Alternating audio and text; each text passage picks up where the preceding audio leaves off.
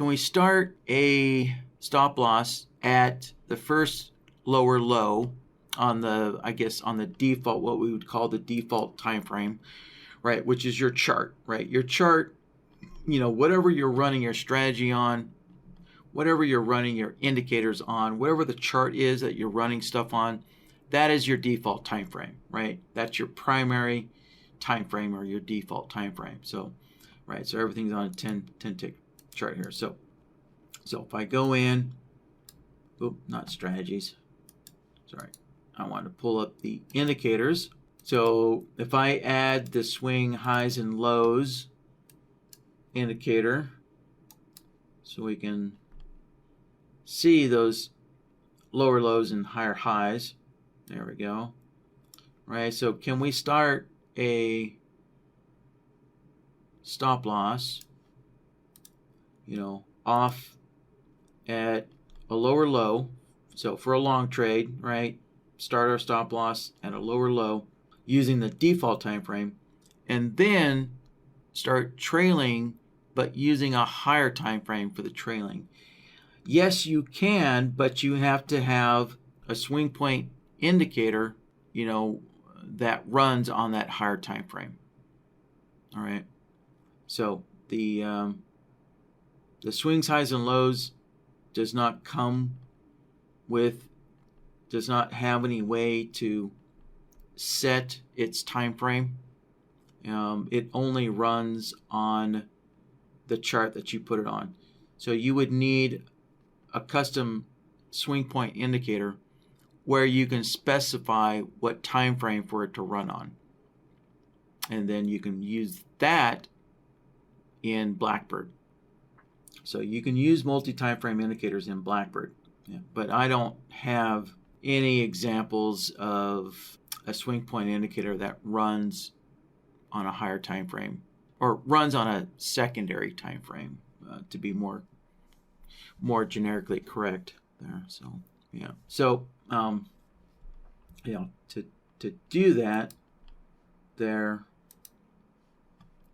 so in order to set your stop loss up for using different time frames of a swing point indicator, then when you pick your stop loss, I would go with the trailing one, use the trailing swing low high one, the trailing one, right?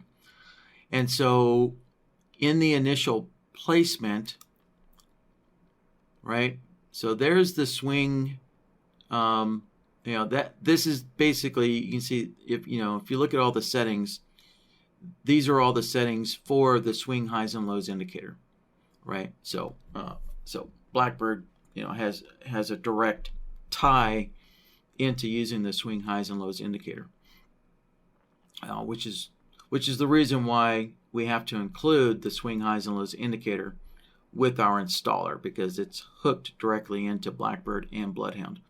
So you can't separate the two, otherwise the software would not function. It would crash.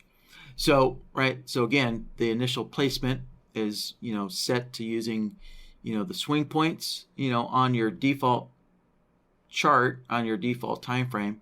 And then in the trailing rules here, this is where you would have to go into the actions, and this is where you would have to use your custom swing point indicator. You would pick that, set your mode to indicator value, and go pick your custom swing point indicator where you can specify what time frame you want that indicator to run on. So let's see, Vito's saying like the TTP indicator reader.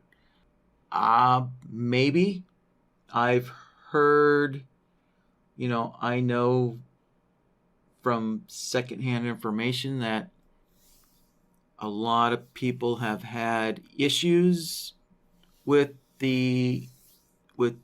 Trade the Plan's indicator reader working reliably within Bloodhound and or BlackBird. So yeah, so that, I guess that would be a possibility.